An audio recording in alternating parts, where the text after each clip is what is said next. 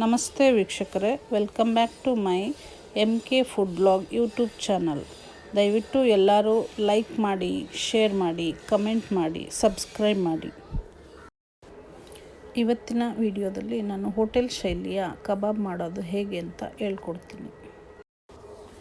ಮೊದಲಿಗೆ 1.5 kg ಚಿಕನನ್ನು ತೊಳೆದಿಟ್ಕೊಂಡಿದ್ದೀನಿ. ಅದಕ್ಕೆ 2 packet Teju chicken ಕಬಾಬ್ ಮಸಾಲೆ ಹಾಕ್ತಾಯಿದ್ದೀನಿ.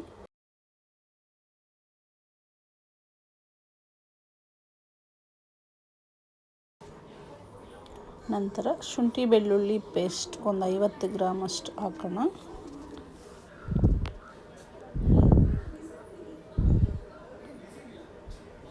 ಸ್ವಲ್ಪ ಅಚ್ಕಾರದ ಪುಡಿ ಸ್ವಲ್ಪ ಹಾಕೋಣ.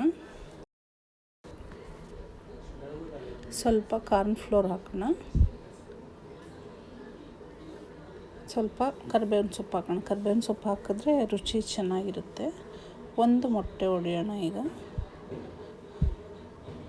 ನಂತರ 1 ನಿಂಬೆಹಣ್ಣು ಹಾಕಿ ಚೆನ್ನಾಗಿ ಕಲಸೋಣ. ನೋಡಿ ಫ್ರೆಂಡ್ಸ್, ನಾನು ಯಾವುದೂ ಕಲರ್ ಆ್ಯಡ್ ಮಾಡಿಲ್ಲ.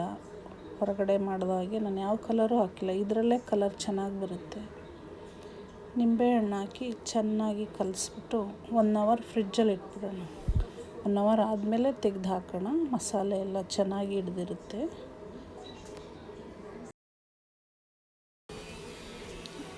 ಇವಾಗ 1 ಅವರ್ ಆಗಿದೆ. ಫ್ರಿಜ್ಜಿಂದ ತೆಗೆದಿದ್ದೀನಿ.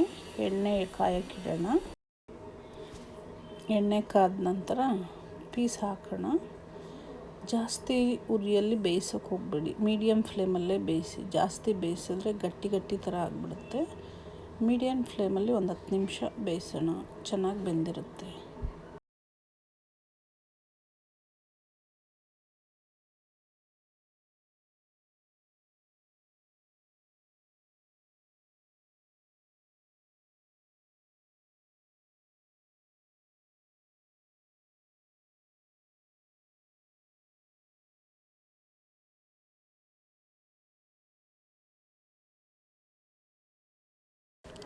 ಇದು ಚೆನ್ನಾಗಿ ಫ್ರೈ ಆಗ್ತಾ ಇರಲಿ. ನಾವೀಗ ಪುದೀನ ಚಟ್ನಿ ಮಾಡ್ಕೊಳ್ಳೋಣ. ಇದಕ್ಕೆ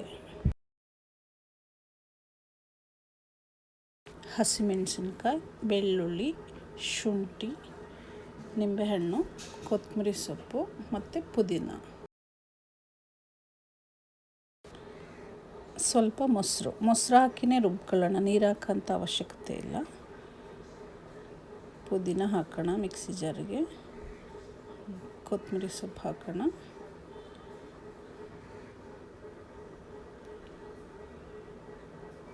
ಶುಂಠಿ, ಮೆಣಸಿನ್ಕಾಯಿ, ಖಾರಕ್ಕೆ ನಿಮಗೆ ಎಷ್ಟು ಬೇಕೋ ಅಷ್ಟು ಮೆಣಸಿನ್ಕಾಯಿ, ಬೆಳ್ಳುಳ್ಳಿ,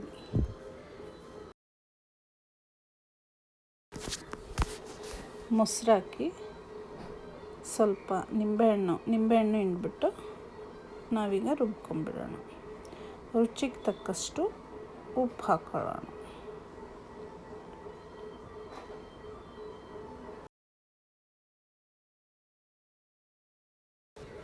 ಈಗ ಪುದೀನ ಚಟ್ನಿ ರೆಡಿಯಾಗಿದೆ. ಕಬಾಬು ಬೆಂದು ರೆಡಿಯಾಗಿದೆ. ಪುದೀನ ಚಟ್ನಿ ಜೊತೆ ಕಬಾಬನ್ನು ಸರ್ವ್ ಮಾಡೋಣ. ತುಂಬ ಟೇಸ್ಟಿಯಾಗಿರುತ್ತೆ ಫ್ರೆಂಡ್ಸ್.